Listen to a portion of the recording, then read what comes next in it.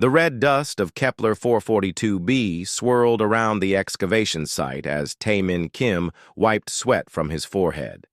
The twin suns were setting behind the rocky hills, painting the alien sky in shades of purple and orange. He had been digging in the dirt for 12 hours straight, and his back ached like an old man's. Another day, another pile of ancient rocks, he muttered to himself, brushing dirt off a strange piece of carved stone. Sora Park looked up from her tablet where she was recording the day's findings. Her black hair was tied back in a tight ponytail, and her serious brown eyes showed no trace of humor. Those ancient rocks might tell us who lived here before we arrived, Tae-min. Show some respect. Tae-min grinned and made a dramatic bow. Yes, boss lady. I will treat every pebble like a precious jewel from now on. Woo Jin Lee laughed from his position near the scanner equipment. She's right, though, man. This place is weird. My scanners keep picking up energy readings from that big structure over there. He pointed toward a large building made of smooth, dark stone that rose from the center of their dig site. The structure was unlike anything humans had seen before. It stood about 50 feet tall and had no visible seams or joints. The walls were covered in flowing patterns that seemed to move when you looked at them from the corner of your eye. The strangest part was that it had remained completely sealed despite their best efforts to find an entrance. The energy readings are getting stronger every day, Woo Jin continued, checking his instruments. Whatever's inside that thing, it's not dead. Sora frowned. Dead things don't give off energy readings. We've been over this. It's probably some kind of power source left behind by whoever built this place. The human colony on Kepler 442b was only 15 years old, but they had already discovered signs of an ancient civilization. Most of the ruins were simple buildings and roads, but this temple was different. It was too perfect, too well preserved. It made everyone nervous except for Tae-min, who found the whole mystery exciting. I still think we should try to blast our way in, Tae-min said, kicking at a small rock. We've been studying the outside for 3 months. How are we supposed to learn anything if we can't get inside? Because blasting our way into an alien structure with unknown energy sources is exactly how horror movies start, Sora replied without looking up from her work. We follow proper procedures. We scan. We analyze. We document everything before we even think about trying to open it. Tae-min rolled his eyes. Sora was brilliant, but she was also the most careful person he had ever met. She probably checked the lock on her door 3 times before going to bed. At this rate, we'll still be scanning it when I'm old and gray. Better old and gray than dead and stupid, Woo Jin said. But he was smiling. He understood Tae-min's frustration. They were explorers, not librarians. As the suns disappeared behind the hills, the work lights came on around the dig site. The artificial light made the temple's surface shimmer like water. Tae-min noticed that the flowing patterns on the walls seemed more active at night, almost like they were responding to the darkness. Look at that, he said, pointing at the temple. The patterns are moving faster. Sora and Woo Jin looked where he was pointing. The carved lines on the temple walls were definitely shifting and flowing more rapidly than during the day. Interesting, Sora said, making notes on her tablet. The temple might be responding to the light levels, or maybe the temperature change. We should set up cameras to monitor it through the night. Or maybe it's getting ready to open, Tae-min suggested hopefully. Don't get your hopes up, Sora warned. We're scientists, not treasure hunters. The rest of the team began packing up their equipment for the day. Most of the researchers lived in the main colony about 20 miles away, but Sora's core team stayed in temporary shelters near the dig site. It was faster than traveling back and forth every day, and it let them respond quickly if anything changed. After dinner, Tae-min and Woo Jin sat outside their shelter, drinking coffee and watching the stars. Kepler 442b had no moon, so the night sky was incredibly clear. The Milky Way stretched across the heavens like a river of light. Do you ever think about how far we've come? Woo Jin asked quietly. 100 years ago, humans had never left Earth. Now we're digging up alien ruins on a planet 40 light-years away. Yeah, it's pretty amazing, Taemin agreed. My grandmother used to tell me stories about when people thought we were alone in the universe. Now we know there were other species out here long before humans ever looked at the stars. They sat in comfortable silence for a while, listening to the wind blow across the rocky landscape. In the distance, the temple continued to glow faintly in the starlight. I wonder what they were like, Wu Jin said. The people who built that thing. Probably. Boring, like Sora, Taemin joked, all serious and careful and worried about proper procedures.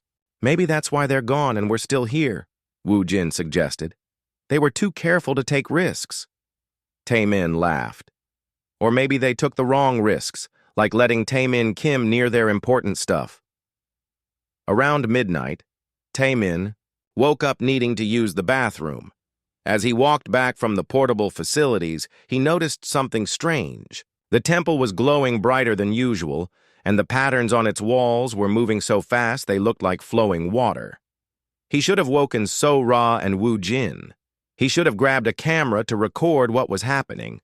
Instead, he walked closer to the temple, drawn by curiosity and the strange beauty of the moving patterns. As he approached the structure, he noticed something he had never seen before. A section of the wall that had always looked solid now showed the outline of a doorway. The flowing patterns seemed to be pointing toward it like arrows. "Well, hello there," Taemin whispered to himself. "Where did you come from?" He pressed his hand against the outline door, and it slid open silently. Cool air flowed out from inside, carrying a scent like ozone and flowers. Soft light came from somewhere deep inside the temple.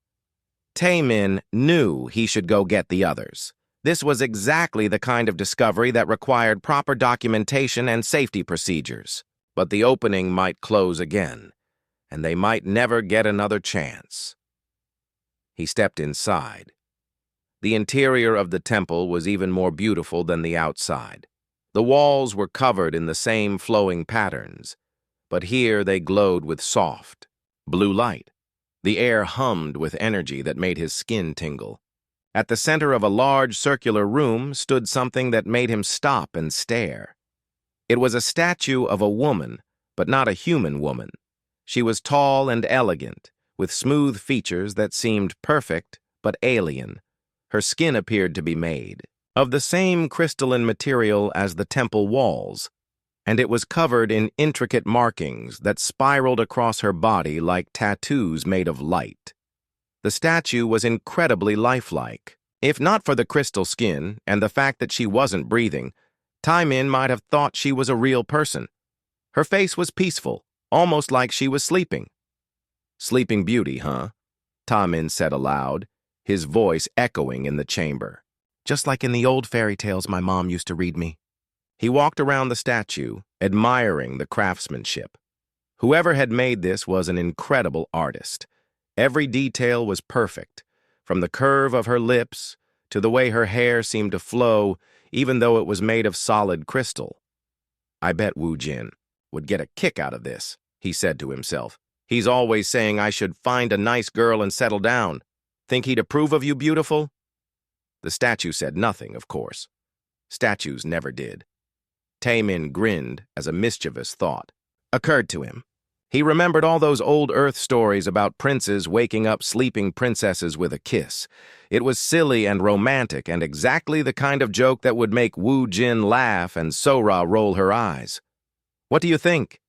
he asked the statue. "Worth a shot?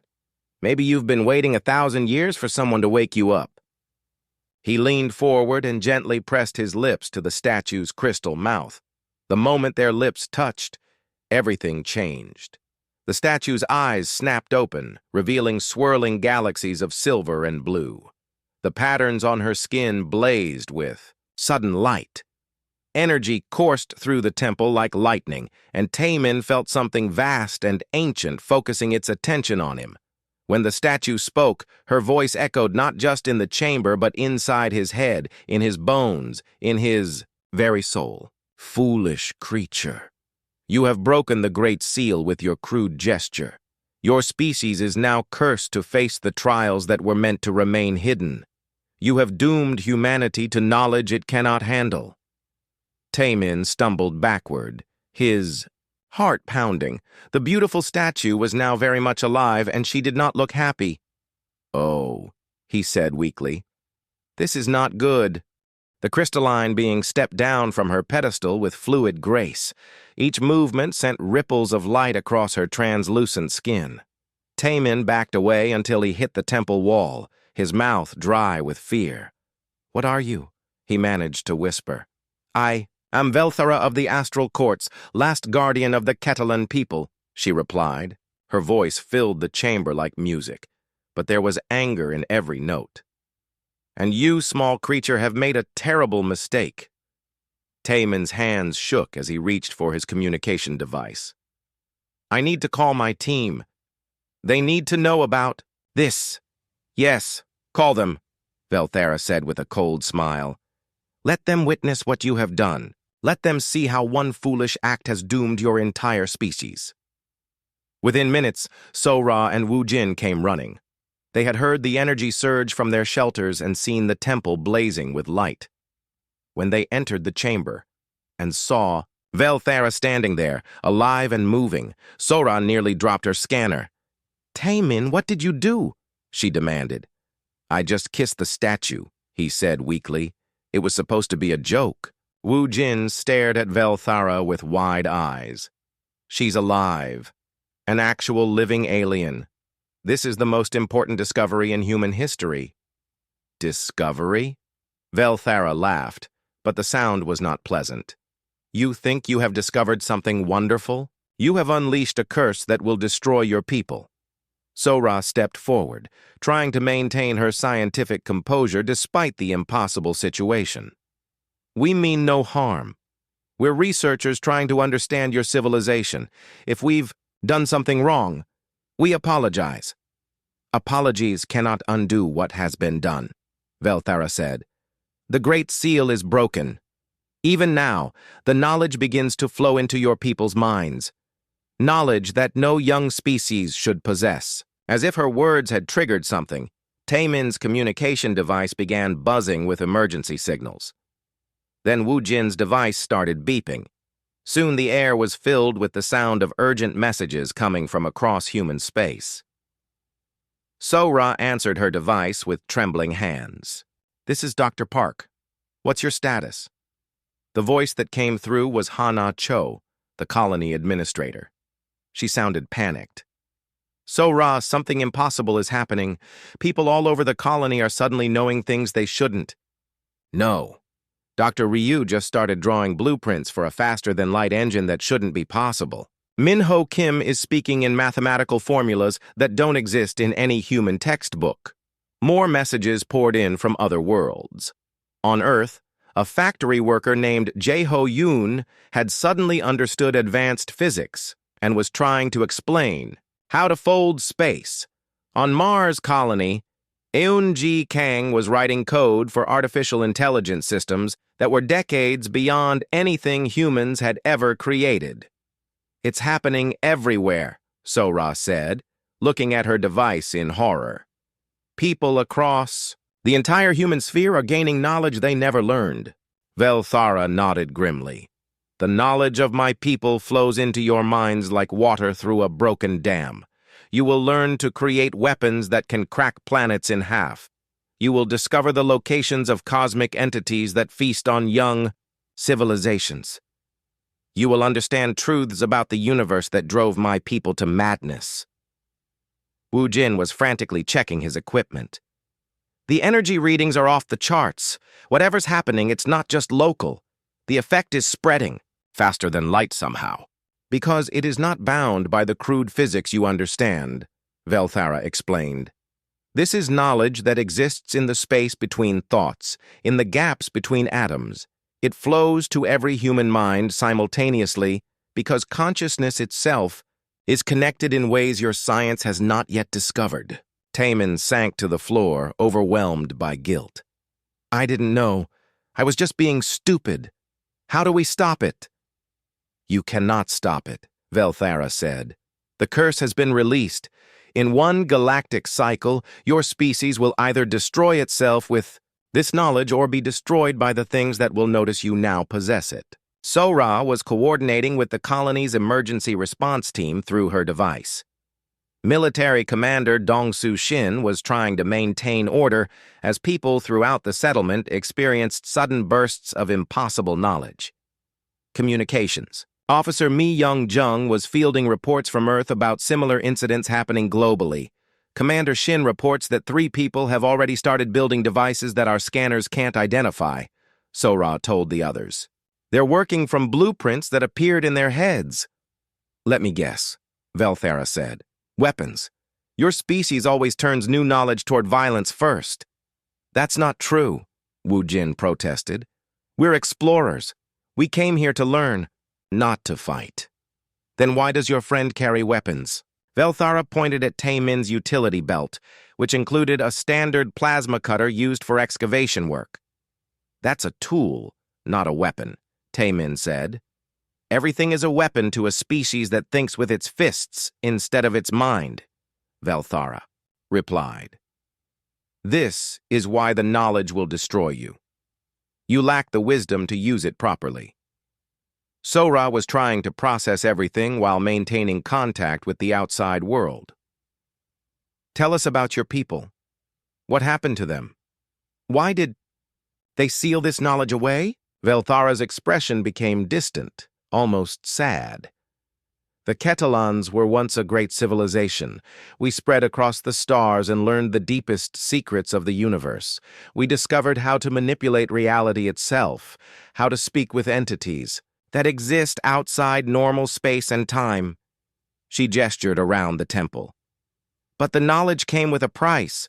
The more we learned, the more we realized how dangerous existence truly is. There are things in the dark between galaxies that hunt civilizations like yours, ancient intelligences that view young species as food, powers that can unravel entire star systems with a thought.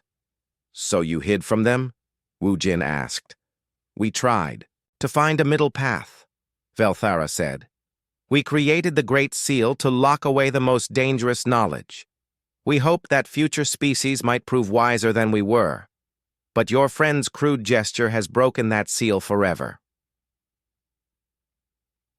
Emergency. Messages continued pouring in from across human space. On the mining world of Kepler 186f, workers were suddenly able to see through solid rock and locate ore deposits with perfect accuracy. On the research station at Proxima Centauri, scientists were receiving visions of other star systems and the locations of ancient ruins. But the strangest reports came from Earth itself. Children were drawing pictures of star maps showing the locations of other sealed temples.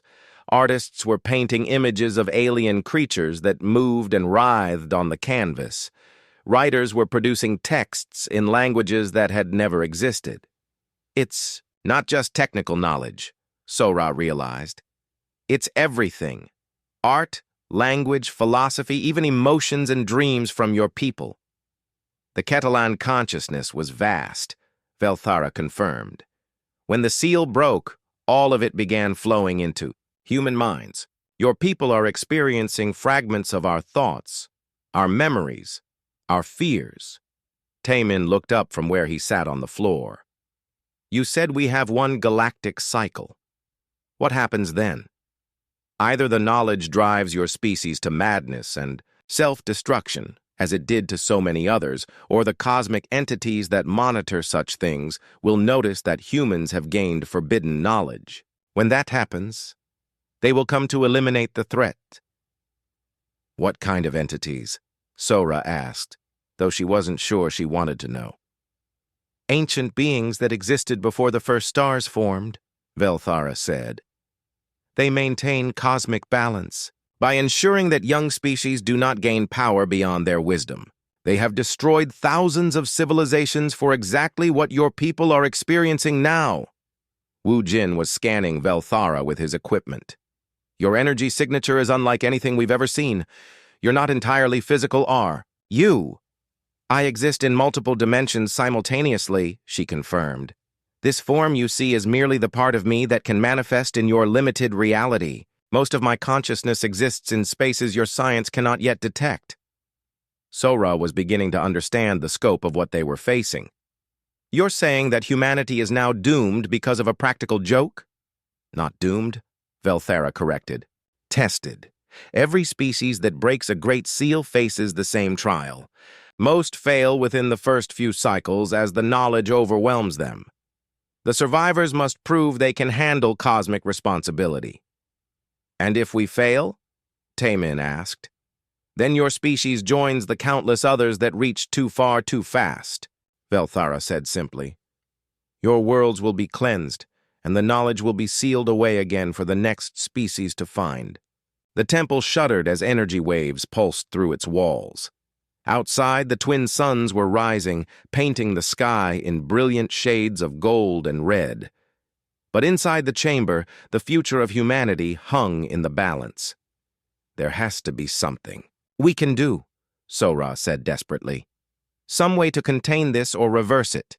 Velthara studied the three humans with eyes like swirling galaxies. Perhaps.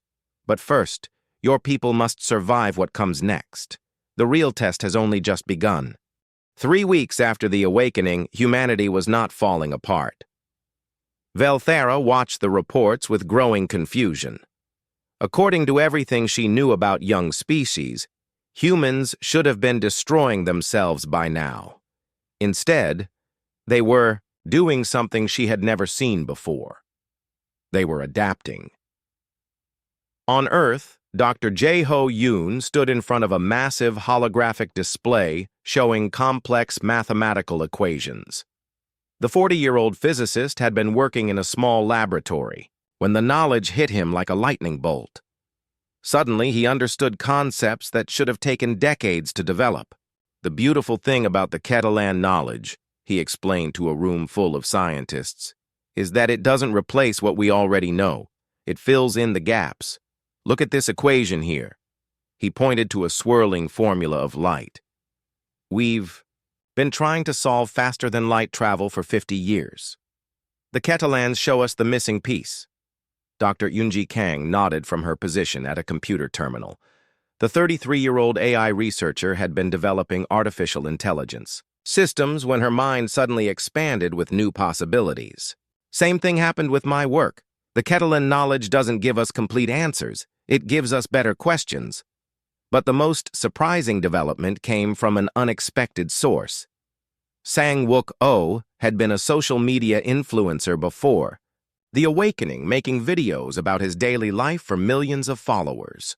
When the knowledge hit him, he saw something that the scientists had missed. Everyone's thinking about this wrong, he told his camera as he broadcast live to viewers across human space. We're treating this like a disaster, but look what's actually happening. Farmers are growing better crops. Doctors are healing diseases we couldn't cure before. Teachers are helping kids understand things in completely new ways. He held up his tablet, showing messages from his followers. Minjung in Seoul just figured out how to make clean energy from sunlight that's 10 times more efficient than anything we had before. Hyun Soo on Mars Colony discovered how to make the soil better for growing food. Young Mi on the space station learned how to fix life support systems that we thought were too broken to repair. Sang-wook's broadcast was reaching millions of people across dozens of worlds. His message was simple. Instead of being afraid of the new knowledge, humans should share it and work together to make life better for everyone. He created a hashtag called We Cursed and Proud, encouraging people to share their new abilities and help others understand them. Within days, it became the most popular topic on the human information networks. Back on Kepler 442b, Velthera watched these developments with increasing amazement. She had expected panic, wars, and civilization collapse. Instead, she saw coordination on a scale that defied explanation. Your people are strange, she told Sora as they observed another broadcast from Earth. Every other species we tested either tried to hoard the knowledge for power or became paralyzed by fear of it. Sora smiled tiredly. She had been working for 3 weeks straight. coordinating between the dig site and the emergency response teams. We're pretty good at making the best of bad situations. It's kind of our thing. Taemin was sitting near the temple entrance, still feeling guilty about starting the whole crisis. But even he had to admit that things weren't going as badly as expected. Maybe we're too stupid to know we should be scared. Or too stubborn to give up, Wu Jin suggested. He was monitoring communications from across human space, tracking how the new knowledge was spreading and being used. Look at this report from the Titan Research Station. They're using Catalan mathematics to solve engineering problems that have stumped us for years. The reports kept coming in, each one more encouraging than the last. Humans weren't just surviving the knowledge transfer, they were thriving on it. Artists were creating works of beauty that incorporated alien aesthetics. Musicians were composing songs that used mathematical principles from the Catalan archives. Even children were learning faster and understanding concepts that had previously been too advanced for their age groups. But the most important development was happening in the connections between people. The shared experience of receiving alien knowledge was bringing humans together in ways that surprised everyone. People who had been strangers were collaborating on projects that combined their new abilities. Nations that had been rivals were sharing discoveries freely. On the mining world of Kepler 442c, workers who had gained the ability to see mineral deposits through solid rock were teaching their skills to colleagues. On the research stations orbiting distant stars, scientists were combining their enhanced understanding to make breakthroughs in physics, biology, and chemistry. It's like the knowledge comes with built-in cooperation instructions, Yoonji Kang explained during one of her broadcasts. The more I understand about Catalan AI systems, the more I want to share that understanding with others. It's almost like their consciousness was designed to be collaborative rather than competitive. This observation caught Velthara's attention. She had never thought about Catalan knowledge that way before. Her people had always been secretive and protective of their discoveries, but humans were treating the knowledge like a gift to be shared rather than a treasure to be hoarded. Perhaps that is why your species is succeeding where others failed, she mused to Sora. You do not see knowledge as ownership, you see it as responsibility. The breakthrough moment came when Sang-wook-oh made a connection that changed everything. During one of his live broadcasts, he was talking to viewers about their experiences with the new knowledge when a child named Ji-hoon called in.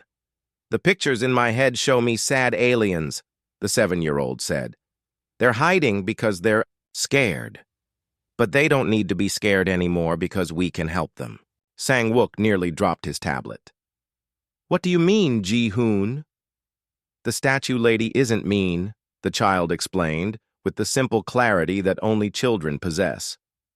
She's just lonely and scared. The knowledge isn't meant to hurt us. It's meant to help us help them. This conversation was broadcast to millions of humans across space. Within hours, the interpretation of events began to shift. Instead of seeing themselves as victims of a curse, humans started to understand that they might be participants in something much larger. Dr. Jae-ho Yoon was the first scientist to put the pieces together. What if this isn't a test at all? He proposed during a global conference call with researchers from dozens of worlds. What if it's an invitation? The idea spread rapidly through human networks. Maybe the Catalans hadn't sealed away dangerous knowledge to protect other species. Maybe they had sealed it away because they were afraid of sharing it. And maybe humans were the first species brave enough or foolish enough to prove that knowledge shared was better than knowledge hidden. Velthara found herself in the strange position of learning from the very beings she had thought to curse. Your people do not think like any species I have known, she admitted to Taemin. You take what should be a burden and make it into a bridge. That's because you're looking at it wrong, Taemin replied with a grin that was becoming more confident each day. You see knowledge as dangerous. We see it as useful. You see sharing as risky. We see it as natural. The young archaeologist who had started the whole crisis with an impulsive kiss was beginning to understand something important. The connection he felt with Velthara wasn't just because he had awakened her. It was because he was starting to see the universe through both human and Catalan perspectives simultaneously. "I think I know why humans are different," he told the others. "We never learned to be afraid of the dark. We learned to make light." As if in response to his words, the temple around them pulsed with warm, welcoming energy. For the first time, in 1,000 years, Velthara felt something she had almost forgotten: hope. 6 months had passed since Taemin's fateful kiss, and the Kepler 442b system was about to receive visitors that no one expected. The cosmic entities Velthara had warned about were finally coming, drawn by the massive surge of forbidden knowledge spreading through human space. Jin Woo Park, a 24-year-old engineering prodigy from Busan, was the first to detect them. He had been working on the orbital defense platforms around Kepler 442b when his enhanced senses picked up distortions in space itself. "Something big is coming through hyperspace," he announced over the communication system. "Multiple contacts moving faster than anything in our databases." On the planet's surface, Velthara's crystalline form suddenly blazed with urgent light. "They are here. The Orenvas Collective has arrived to judge your species." Sora felt her stomach drop. Despite all the positive developments over the past months, she had always known this moment would come. "How long do we have?" "Hours, perhaps less," Velthara replied. "They move between dimensions. Time and space bend around them." But as the alien ships appeared in the system, something unexpected happened. Instead of finding a panicked human civilization destroying itself with forbidden knowledge, the Orenvas encountered something they had never seen before. Humans were ready for them. Jin Woo's defense platforms weren't built with human technology alone. They combined Catalan energy manipulation with human engineering in ways that should have been impossible. The young engineer had worked with teams across human space to create a network of protective systems that existed partially outside normal reality. "Defensive grid is online," Jin Woo reported with calm confidence. "All stations report ready status." On Earth, Dr. Kyung-ho Lim was coordinating the diplomatic response. The 38-year-old had been a trade negotiator before the awakening, gave him an intuitive understanding of alien psychology and communication methods. "We're broadcasting our intentions on all frequencies," he announced from the United Nations building in New York. "Mathematical friendship sequences, artistic expressions of peaceful intent, and full documentation of how we've used the Catalan knowledge to help rather than harm." The lead ship of the Orenvas Collective was massive beyond human comprehension. It existed in 11 dimensions simultaneously and could have swallowed Earth's moon without noticing. When it spoke, its voice echoed across space and time itself.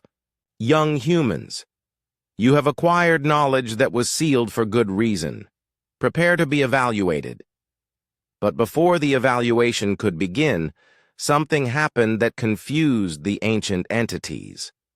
Other alien ships began appearing in the system. These weren't part of the Orenvas Collective. They were species that humans had made contact with over the past 6 months. The first to arrive was a delegation from the Morvac Empire, a civilization that had been hiding from cosmic judgment for 3,000 years. Their leader, Commander Zethkai, opened communication channels immediately. "Orenvas Collective, we claim right of witness. The humans have contacted us peacefully and offered to share their knowledge freely. They deserve fair judgment. More ships arrived." The crystal-based Luminar Federation sent 3 vessels. The energy beings known as the Spiral Dance manifested directly in space without needing ships at all. Even the reclusive Void Walkers, who rarely interacted with physical reality, sent observers. Dr. Soonja Kim, A 45-year-old philosopher who had become humanity's leading expert on alien cultures, was amazed by the response. They're all here because of us, because we reached out to them instead of hiding or trying to dominate them. The Oren Vaz Collective had never experienced anything like this. Usually, when they arrived to judge a species, they found either a destroyed civilization or a hostile one preparing for war. They didn't find the species they were judging being defended by a dozen other civilizations. "This is unprecedented," the lead Oren Vaz entity admitted. Its voice carried confusion alongside authority. Young species do not typically form alliances before achieving cosmic maturity. Velthera stepped forward, her crystalline form glowing with new purpose. "That is because you have never encountered humans before. They do not follow the patterns you expect." Over the communication networks, Sang-Wook-O was broadcasting live coverage of the encounter to billions of humans across space. His influence had grown enormously since the awakening, and his positive message had helped shape humanity's response to the crisis. "Look at this, everyone," he said to his camera while gesturing at the massive alien fleet surrounding their system. "6 months ago, we were alone. Today, we have friends coming to stand with us. That's what happens when you choose cooperation over competition." The Oren Vaz began their evaluation by examining human worlds directly.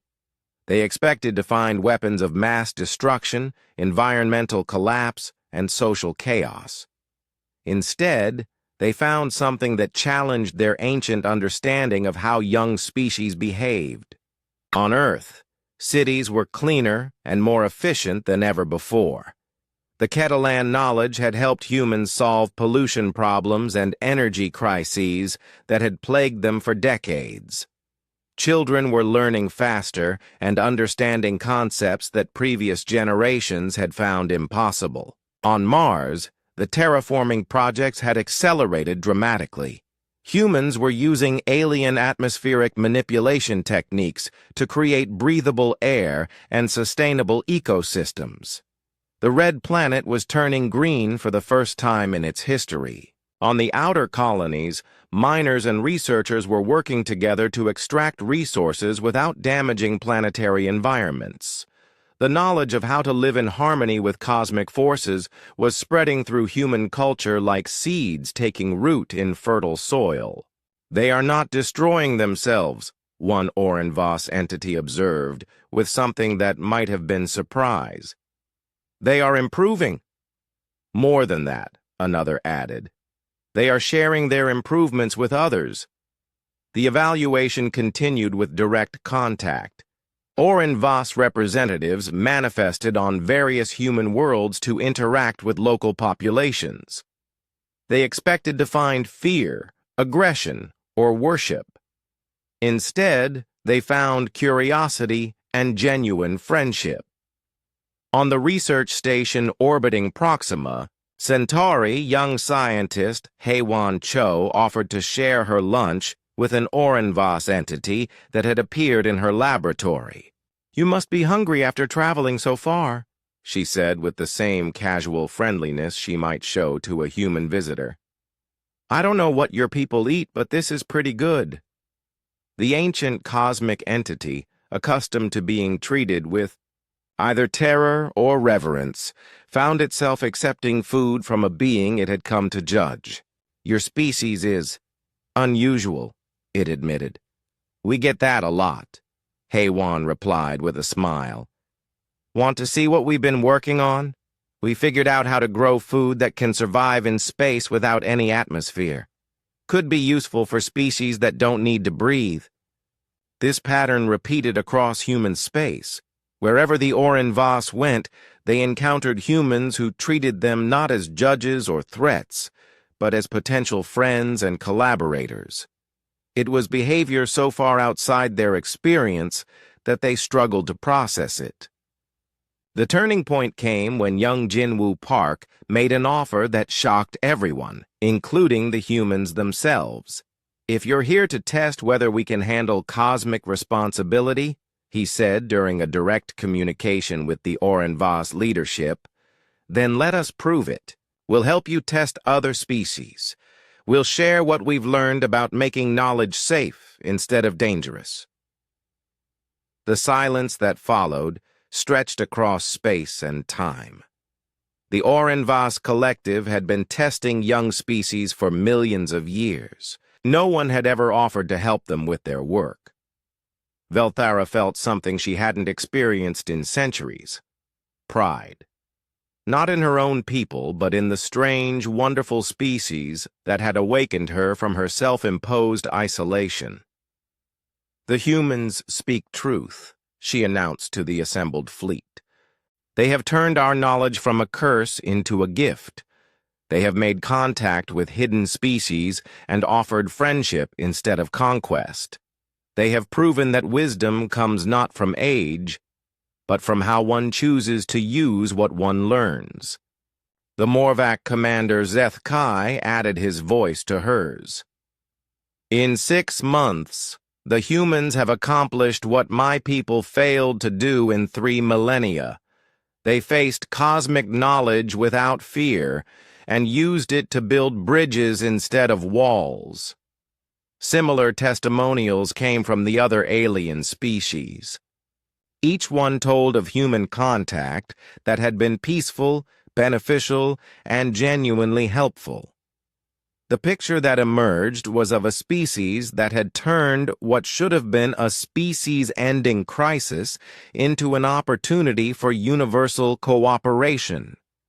The lead Orenvas entity finally spoke, its voice carrying a tone that hadn't been heard in cosmic space for millions of years: uncertainty. "Humans of Earth and beyond, you have presented us with something we have never encountered. You have not merely survived the test of forbidden knowledge. You have transformed the nature of the test itself." Taemin, watching from the temple on Kepler 442b, felt a grin spreading across his face. "So does that mean we pass?" "It means," the Orenvas replied, "that you have taught us something new about what it means to be truly intelligent. The test is not about surviving knowledge, it is about what you do with it once you have it." The greatest test in cosmic history was ending not with judgment, but with revelation. The massive Orenvas mothership materialized directly above the temple on Kepler 442b. It was a structure of impossible geometry that hurt to look at directly, existing in dimensions that human eyes couldn't properly process. But instead of bringing destruction, it brought the most important revelation in galactic history.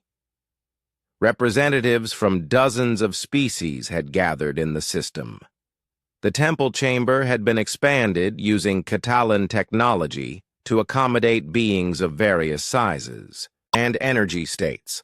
Velthara stood at the center, no longer the lonely guardian of forbidden knowledge, but a bridge between old cosmic order and new possibilities.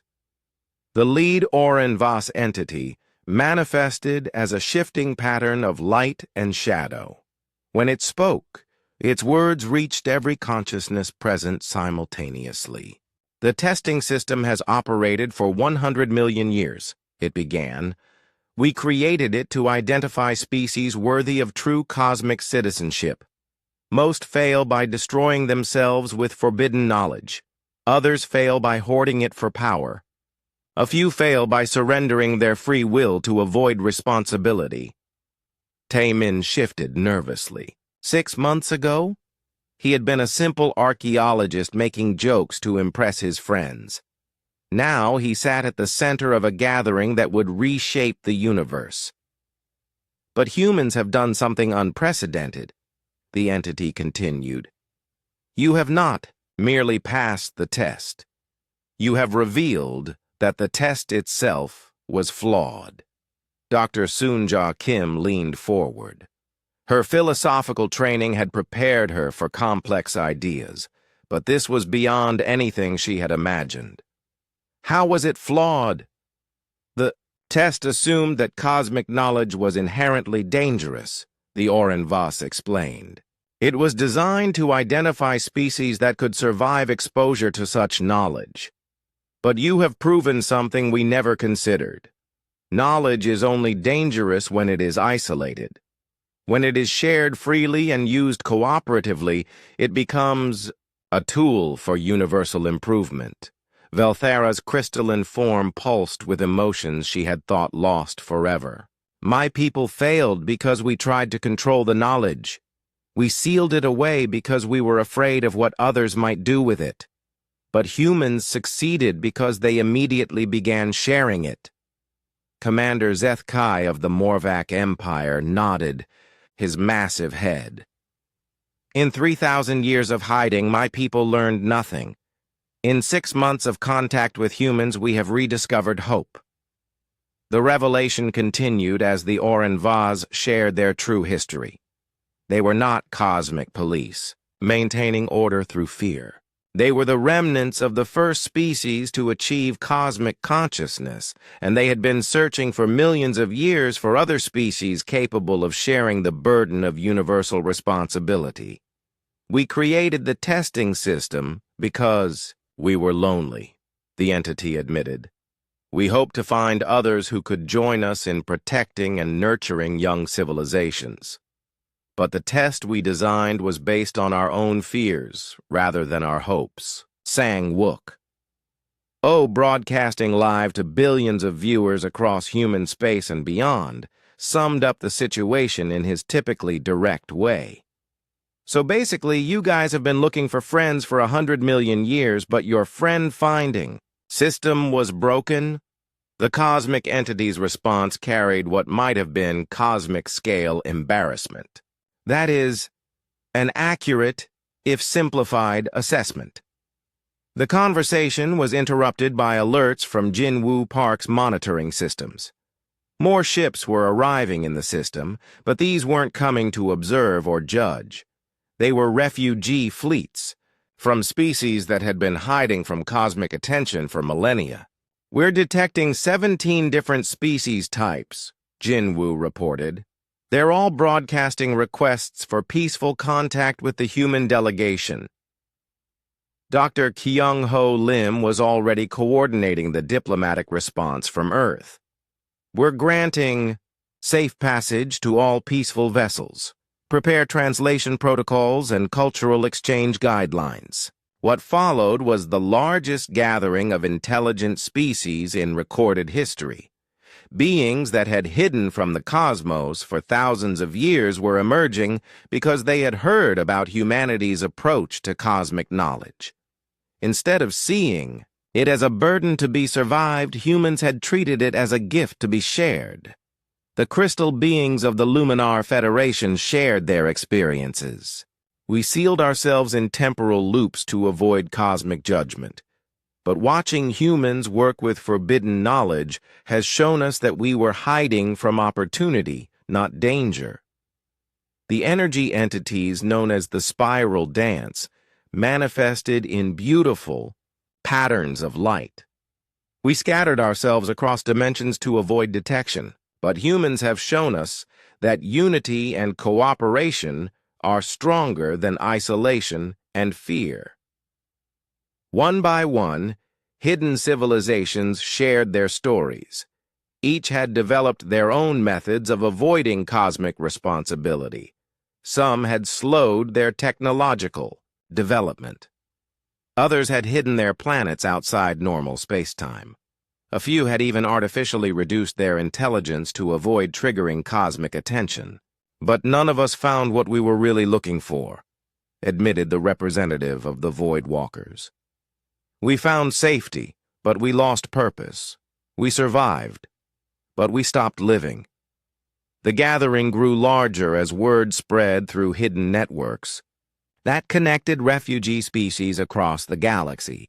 By the end of the first day, over 100 different civilizations had sent representatives to Kepler, 442b Taimin found himself in the surreal position of being treated as a cosmic hero. Species that had existed for millions of years were thanking him for his impulsive kiss that had awakened Velthara and started the chain of events that was reshaping the universe.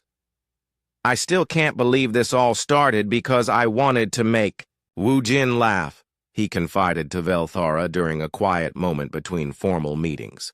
Perhaps that is exactly why it worked, she replied. You acted from joy and friendship rather than fear or ambition.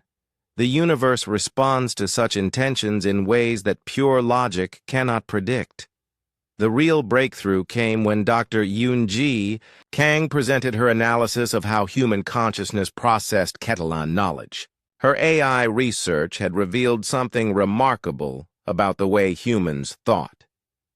Human minds are uniquely suited for cooperative knowledge processing, she explained to the assembled representatives.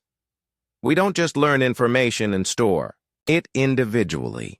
We instinctively want to share what we learn and build on what others know. It's like our consciousness evolved specifically for collaborative intelligence. This discovery led to an unprecedented proposal from the Orenvas Collective. Instead of continuing their failed testing system, they wanted to work with humans to develop a new approach to cosmic citizenship. We propose a partnership, the lead entity announced. Humans will serve as coordinators for a new galactic community based on cooperation rather than competition. Species that wish to join will work together to share knowledge and resources for the benefit of all. The proposal was put to a vote among all the assembled species.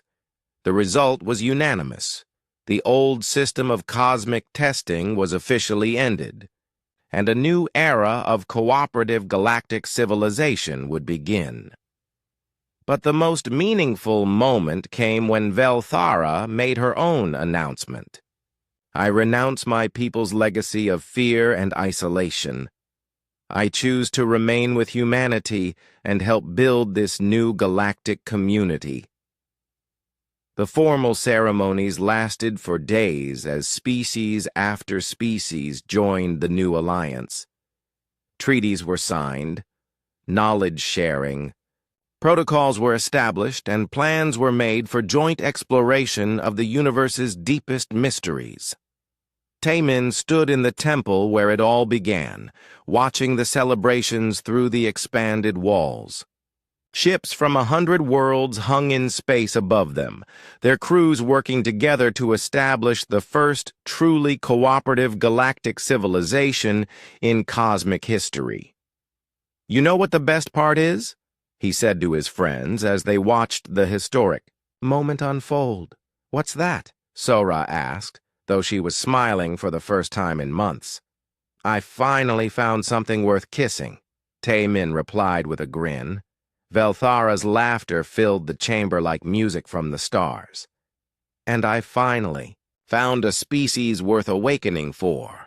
The curse had become a blessing, the test had become a celebration, and humanity had proven that sometimes the best way to handle cosmic responsibility was to share it with everyone willing to help carry the load.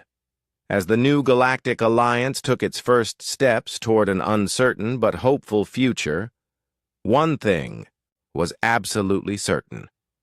The universe would never be the same again.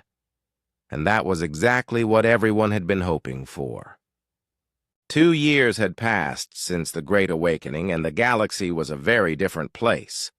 Taemin Kim stood on the observation deck of the newly constructed Harmony Station, watching ships from dozens of worlds dock at the massive space station that orbited the temple planet of Kepler 442b. The station was a marvel of cooperative engineering. Human creativity had combined with Catalan energy manipulation, Morvac structural engineering, and Luminar crystal technology to create something that no single species could have built alone. It served as the headquarters for the Galactic Cooperation Council, the new organization that had replaced the old system of cosmic testing. Hard to believe it all started with you kissing a statue, Wu Jin Lee said as he joined his friend at the viewing window. Wu Jin now served as the station's chief technology coordinator, managing the complex systems that allowed hundreds of different species to work together. Best kiss of my life, Taemin replied with a grin. He had been appointed as humanity's first ambassador of First Contact, responsible for helping newly discovered species integrate into the galactic community. It was a job that perfectly suited his natural curiosity and irreverent sense of humor. Below them, the temple on Kepler 442b had been transformed into a living monument to cooperation. Velthara had worked with architects from multiple species to expand the structure into a beautiful garden of crystalline spires and flowing water features. Beings from across the galaxy came there to study, meditate, and learn about the power of shared knowledge. Ambassador Kim, we have a situation. That requires your attention, came a voice through the communication system. It was Mi-young Jung, who now served as the station's diplomatic communications officer. Taemin and Wu Jin made their way to the central command center, where a holographic display showed a star system at the edge of known space. Sora Park was there along with representatives from several allied species. She had become the director of Galactic Archaeological Studies, leading expeditions to discover and protect ancient sites across the galaxy. We've detected another Catalan temple, Sora explained, pointing to the display. But this one is different. It's not sealed. It's actively broadcasting a signal. Dr. Kyung-ho Lim, now the head of the diplomatic corps, frowned at the readings. The signal is complex. It's not just a beacon. It seems to be some kind of invitation or challenge. Velthara materialized in the center of the room, her crystalline form shimmering with concern. Over the past 2 years, she had adapted to her new role as a bridge between species, but she still carried the wisdom and memories of her ancient people. That temple was built by my people as a final test, she said, her voice carrying undertones of worry. It was meant to be opened only when the galaxy had achieved true unity. The fact that it is broadcasting now means something significant is about to happen. Commander Zeth Kai of the Morvac Empire, who served as the military coordinator for the Alliance, studied the tactical implications. Could it be another species trying to access the temple? Someone who doesn't know about our new cooperative approach? Possible, Velthara replied. But more likely, it means the temple's automated systems have detected that the conditions for the final test have been met.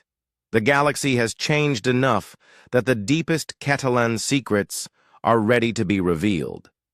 This news sent ripples of excitement and concern through the galactic community. Over the past 2 years, they had successfully integrated over 300 different species into the cooperative alliance. Trade routes had been established, knowledge had been shared freely, and conflicts had been resolved through negotiation rather than warfare. But the idea of a final test made everyone nervous. Dr. Jae-ho Yoon, now leading the Galactic Science Council from Earth, participated in the discussion through holographic projection. What kind of secrets are we talking about? We thought the knowledge from the first temple was the complete Catalan archive. That was only the beginning, Velthara explained. The final temple contains knowledge about the structure of reality itself, how to travel between universes, how to create new forms of life, how to manipulate the fundamental forces that hold existence together. Sang Wook, whose influence network now reached billions of beings across hundreds of worlds, raised the question that everyone was thinking. Is this knowledge too dangerous to release? Should we leave this temple alone? The debate that followed lasted for hours. Representatives from various species shared their concerns and hopes. Some argued that the galaxy wasn't ready for such powerful knowledge. Others insisted that their cooperative approach had proven successful and should be trusted with even greater challenges.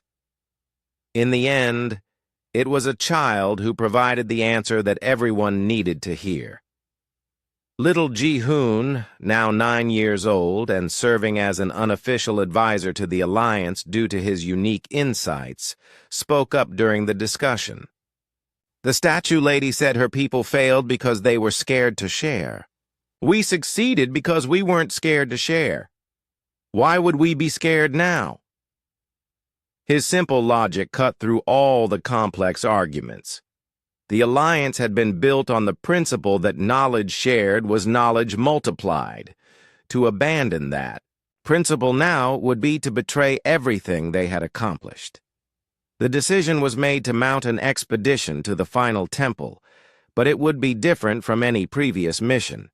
Instead of sending a small team of specialists, they would send representatives from every species in the Alliance. The final test would be faced by the entire galactic community working together. Preparations took 3 months. The expedition fleet that assembled at Harmony Station was unlike anything ever seen in galactic history. Over 1,000 ships representing 300 species, all working in perfect coordination toward a common goal. Taimin found himself appointed as the expedition leader, a responsibility that both thrilled and terrified him. 2 years ago, I was digging in the dirt for pottery shards, he confided to Velthera as they prepared for departure. Now I'm leading the biggest exploration mission in galactic history. And you are exactly the right person for the job, she replied. You approach the unknown with curiosity rather than fear. You see opportunities where others see obstacles. Most importantly, you remember that knowledge is meant to be shared, not hoarded. The journey to the final temple took 2 weeks, but it felt like a celebration rather than a dangerous mission. Ships from different species shared cultural exchanges, scientific discussions, and artistic performances during the long trip through hyperspace. The expedition had become a moving festival of galactic cooperation. When they arrived at the temple system, they found something extraordinary. The temple wasn't just broadcasting a signal. It was creating a massive energy field that seemed to welcome their approach. As their ships entered the system, the temple's signal became clearer and more complex. It's not just an invitation, Dr. Yoonji Kang reported from her analysis station. It's a recognition protocol. The temple is confirming that we represent a truly cooperative galactic civilization. The final temple was massive, easily 10 times larger than the one on Kepler 442b. It floated in space without any planetary body, sustained by energies that existed beyond normal physics.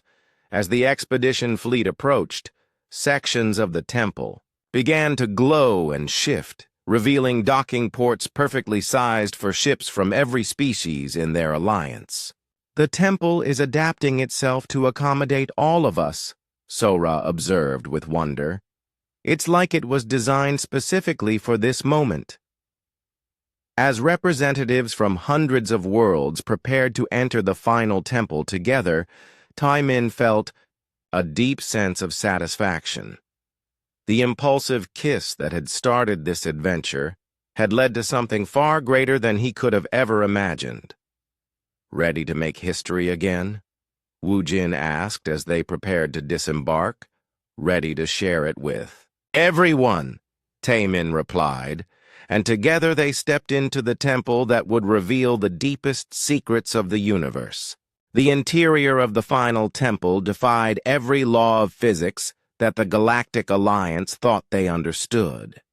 The space inside was impossibly vast, containing what appeared to be entire miniature universes floating like soap bubbles in an infinite chamber of crystalline light. Representatives from 300 species walked together through corridors that adjusted their gravity, atmosphere, and even the flow of time to accommodate every type of being present.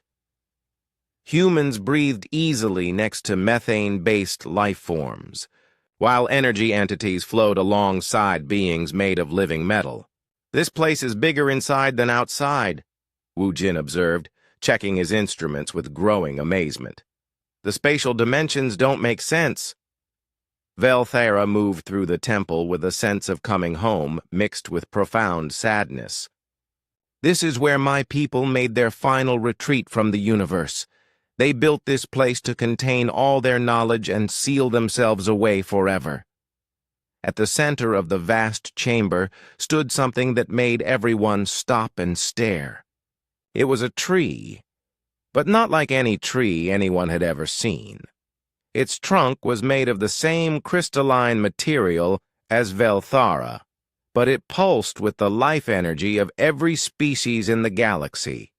Its branches reached into dimensions that existed beyond normal space, and its roots extended deep into realities that lay beneath the foundation of existence itself. "The tree of all knowledge," Velthera whispered.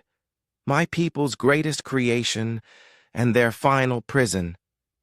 Hanging from the branches of the tree were thousands of crystalline pods, each one containing the consciousness of a Ketelan who had chosen eternal sleep rather than face the responsibility of cosmic knowledge. They had built the perfect repository for universal wisdom, then locked themselves inside it rather than share it with others. Dr. Soonja Kim approached the tree with the reverence of someone who understood the philosophical weight of what they were seeing. "They tried to become one with absolute knowledge, but they lost themselves in the process." A voice spoke from the tree itself, ancient and tired beyond measure. "Welcome, children of cooperation. We are the last of the Ketelans, and we have been waiting for you." The voice belonged to the collective consciousness of the sealed Ketelans, speaking through the tree that had become both their greatest achievement and their eternal cage. "We sought to know everything, but in doing so we forgot how to live with others. We became so wise that we lost all wisdom." Taemin stepped forward, feeling the weight of responsibility, but also the support of hundreds of species standing behind him. "We're here because we learned to share your knowledge instead of hoarding it. Maybe we can help you remember how to share yours." "You misunderstand," the tree replied.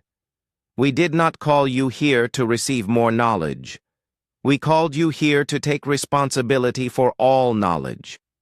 The universe has grown beyond the need for guardians who hoard wisdom. It needs shepherds who share it freely." What followed was the most profound revelation in galactic history. The tree began to show them visions of the universe as it truly was, not a collection of isolated worlds and species, but a living, growing organism of consciousness and connection. Every thought, every discovery, every moment of understanding contributes to the growth of universal consciousness, the Ketelan Collective explained. But growth requires sharing. Knowledge that is hoarded becomes stagnant. Wisdom that is hidden becomes poison. The visions showed them the true purpose of intelligent life in the universe. Each species was meant to contribute their unique perspective to the growing tapestry of cosmic understanding. But for millions of years, fear and competition had prevented most species from fulfilling their purpose. The Oren Vaz Collective understood this partially, the tree continued. They tried to test species for worthiness, but worthiness cannot be tested. It can only be demonstrated through free choice. Dr. J. Ho Yoon, Studying the energy patterns around the tree made a startling discovery. The tree isn't just containing knowledge, it's generating it. Every consciousness connected to it adds to the total understanding of the universe. Precisely, the Ketelan collective confirmed. But we became trapped in our own creation. We sought to know everything alone instead of learning everything together. We became prisoners of our own perfection. Sangwook. Oh, broadcasting the entire experience to billions of viewers across the galaxy asked the question that everyone was thinking. So what happens now? Do we take your place as the guardians of universal knowledge? No, the tree replied. You do something far more important. You prove that guardianship is unnecessary when knowledge is shared freely. You demonstrate that the universe can govern itself through cooperation rather than control. The moment of truth came when the tree offered its ultimate gift. We can transfer all Ketelan knowledge to your alliance, but only if you promise to share it with every species you encounter, even those who might use it unwisely. Can you accept the responsibility of universal knowledge without the power to control how it is used? The representatives from 300 species looked at each other, communicating through the translation networks that allowed instant understanding between all consciousness types. The debate was brief, but intense. We've already proven we can do this, declared Commander Zeth Kai. We took forbidden knowledge and made it beneficial. We can do the same with ultimate knowledge. The risk is enormous, warned one of the energy entities. Species that aren't ready for this knowledge could destroy themselves or others. And that's their choice to make, Taemin said firmly. We can't force wisdom on anyone. We can only offer knowledge and hope they choose to use it well. Little Ji-hoon, now connected to the discussion through quantum communication, provided the final insight that sealed their decision. Knowledge isn't dangerous. Fear of knowledge is dangerous. If we share everything with everyone, then no one has to be afraid anymore. The Alliance voted unanimously to accept the responsibility. They would become the caretakers of universal knowledge, not by hoarding it, but by ensuring it was freely available to every species that wanted it. The transfer began immediately. The crystalline pods hanging from the tree began to open, releasing the consciousness of millions of Ketelans who had been trapped for eons. But instead of returning to individual existence, they chose to merge their knowledge with the collective consciousness of the Galactic Alliance. We give you everything we learned, and we ask only that you use it better than we did, the last Ketelan elder said as the transfer completed. Build bridges where we built walls, create connections where we created barriers. And remember that the greatest knowledge is knowing when to share what you know. As the final temple transformed around them, becoming not a repository of hidden knowledge, but a beacon broadcasting universal wisdom to every corner of the galaxy, Taemin felt a profound sense of completion.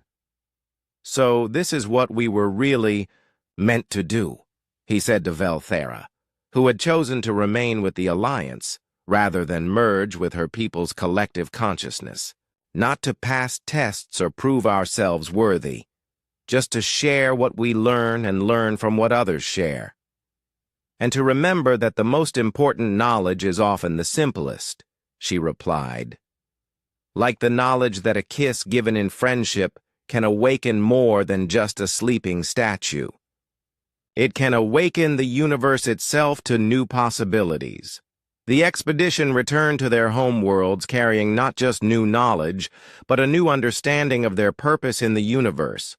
They were no longer separate species competing for resources and territory. They were partners in the greatest adventure ever conceived, the conscious evolution of universal intelligence through cooperation and sharing. And at the center of it all, in the temple where it began, A simple inscription appeared in the crystalline walls, written in every language known to the Alliance. Here began the awakening of the universe, with a kiss given in friendship and received in hope. The curse had become a blessing. The test had become a celebration, and the universe had finally learned to smile. 5 years after the opening of the final temple, the universe had become a place of wonders that no one could have imagined. Tae-min Kim stood in his garden on New Harmony, a planet that had been created using the ultimate knowledge gained from the Tree of All Knowledge. The world was a living testament to what could be accomplished when hundreds of species worked together with unlimited access to universal wisdom. The garden around him was impossible by old standards. Trees from Earth grew next to crystalline, formations from the luminar worlds. Flowers that existed partially in other dimensions bloomed alongside vegetables that could survive in any atmosphere. A small stream flowed uphill, defying gravity through principles that the Ketelans had discovered millions of years ago. "Still hard to believe we actually pulled this off," Wu Jin Lee said as he joined his old friend among the strange plants. Wu Jin now served as the Minister of Impossible Engineering, overseeing projects that combined the technologies and knowledge of all Alliance species.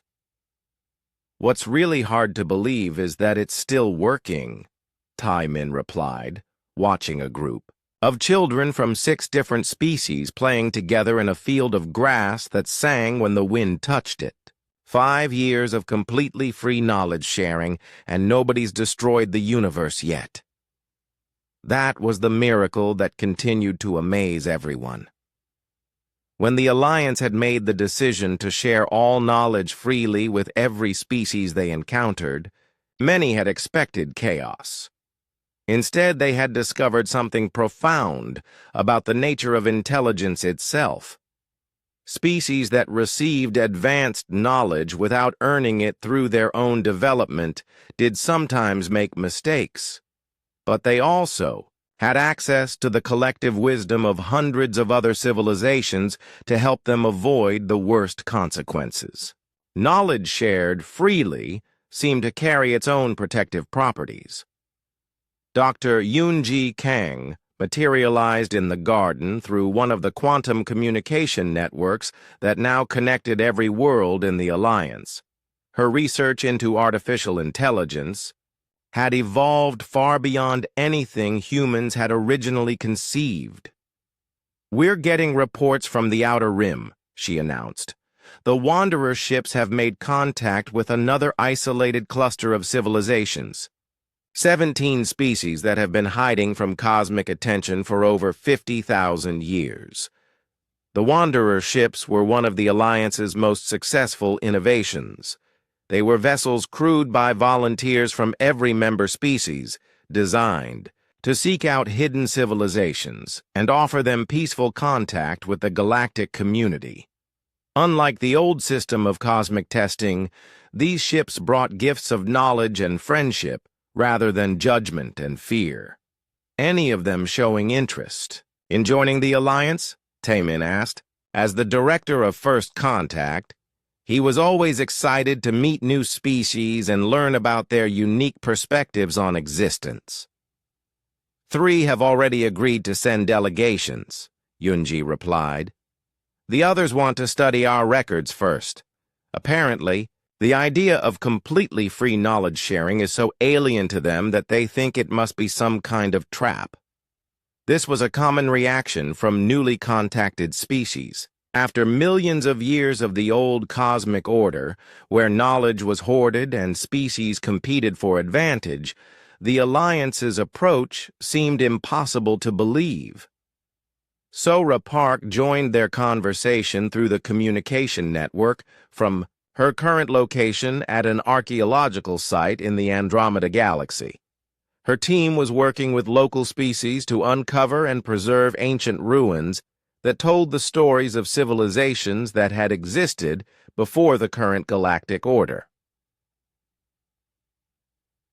The Andromedans are having the same reaction, she reported. They keep asking what we want in return for sharing our knowledge. When we tell them we want nothing except their friendship and their own knowledge to add to the collective pool, they look at us like we're insane. Maybe we are a little insane, Sang-Wook-oh suggested as he joined the group. His influence network now reached across multiple galaxies, helping to coordinate the sharing of cultural and social knowledge between billions of different communities. Normal species don't kiss ancient statues or voluntarily share universe-ending knowledge with everyone they meet. The conversation was interrupted by an alert from Velthara, who was currently serving as the Alliance's ambassador to a group of energy beings in a distant nebula. Her crystalline form appeared in the garden as a shimmering hologram. "We have a situation that requires immediate attention," she announced. "One of the newly contacted species has done something unprecedented." The situation, as it turned out, was both wonderful and terrifying. A species called the Nethys had received the complete knowledge package from a wanderer ship just 3 days earlier. Instead of gradually incorporating the new understanding into their civilization, they had done something that no one had ever attempted before. They had used the ultimate Catalan knowledge to create an entirely new form of existence. They've transformed their entire species into living equations, Dr. Jae-ho Yoon explained during an emergency council meeting. They exist as pure mathematical concepts that can manipulate reality by changing their own internal logic. Commander Zeth Kai was concerned about the military implications. Are they dangerous? Could they use this new form to threaten other species? That's just it, Velthara replied. They can't threaten anyone because they've transcended the concept of conflict entirely. They exist in a state of pure cooperation with the mathematical foundations of reality itself. The Nethys had essentially become living gods, but gods who were bound by the principles of universal harmony that they had learned from the Alliance's knowledge sharing. They couldn't use their power to harm others because harm itself was incompatible with their new mathematical nature. They want to share their transformation process with anyone who's interested, Velthara continued. They see it as the next step in conscious evolution. This announcement caused excited debates throughout the Alliance. Some species were fascinated by the possibility of transcending physical existence entirely. Others preferred to remain in their current forms and explore other applications of ultimate knowledge. The beauty of the Alliance system was that no one was forced to make the same choices. Each species could use the shared knowledge in whatever way suited their nature and goals. Young Ji-hoon, now 14 and serving as the Alliance's chief philosophical advisor, provided the perspective that helped everyone understand the significance of the Nethys transformation. They found a way to become one with the universe without losing themselves, he explained during a broadcast that reached trillions of beings across hundreds of galaxies. The Catalans tried to merge with absolute knowledge and got trapped. The Nethys merged with absolute mathematics and found freedom. The implications were staggering. If intelligent species could transform themselves into living mathematics, what other forms of existence might be possible? Could consciousness become music? Could thoughts become colors? Could emotions become new dimensions of space and time? Over the following months, dozens of species began experimenting with various forms of transcendence. The spiral dancers learned to exist as living melodies that played across the cosmic background radiation. A group of human volunteers transformed themselves into living stories that could rewrite reality by changing their own narratives. But the most remarkable development came from an unexpected source. The children of various species who had grown up with unlimited access to universal knowledge began to develop abilities that even the ultimate Catalan archives hadn't anticipated. They could communicate directly with the fundamental forces of the universe. They could see the connections between all conscious beings. Most importantly, they could intuitively understand how to use any knowledge in ways that promoted harmony and growth rather than conflict and destruction. The kids are teaching us things that aren't in any database, Dr. Sunja Kim observed during a philosophy conference on Harmony Station. They're developing new forms of wisdom that emerge naturally from unlimited access to knowledge, combined with minds that haven't learned to fear or hoard. Taemin found himself in the strange position of being considered an elder statesman at the age of 33. The man who had started the cosmic revolution with an impulsive kiss was now looked to for guidance by beings who had existed for millions of years. "The universe keeps surprising us," he told a gathering of Alliance leaders. "Every time we think we understand what's possible, someone discovers something even more amazing." As if to prove his point, an alert came in from the edge of known space. The Wanderer ships had made contact with something that challenged everyone's understanding of existence itself. "It's not a species," the ship's captain reported. "It's a living galaxy.